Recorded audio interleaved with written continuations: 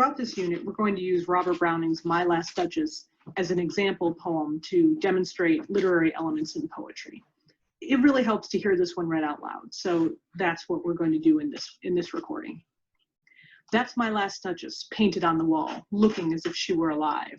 I call that piece a wonder. Now Frau Pandolf's hands worked busily a day, and there she stands.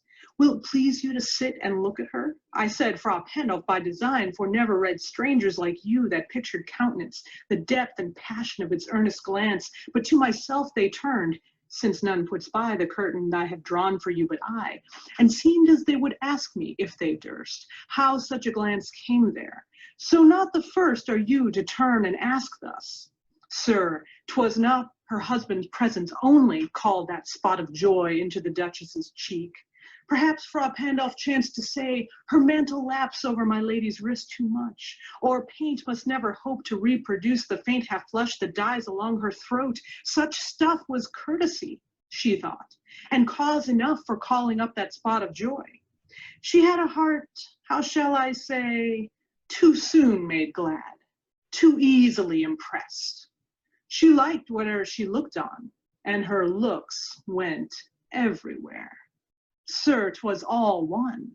My favor at her breast, the dropping of the daylight in the west, the bough of cherries some officious fool broke in the orchard for her, the white mule she rode with round the terrace, all and each would draw from her alike the approving speech, or blush at least.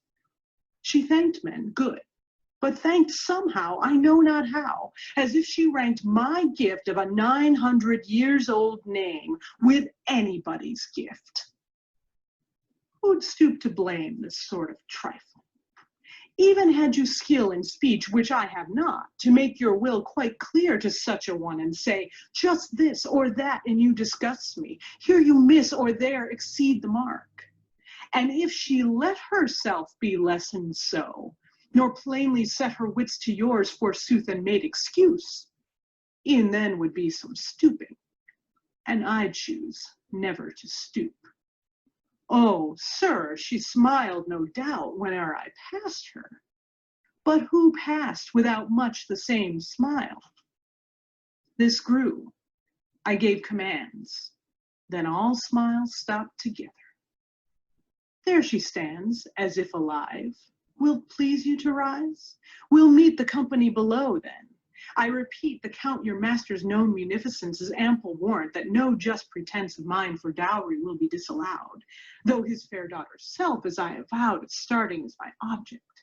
Nay, we'll go down together, sir. Notice Neptune, though, taming a seahorse, thought a rarity, which Klaus of Innsbruck cast in bronze for me.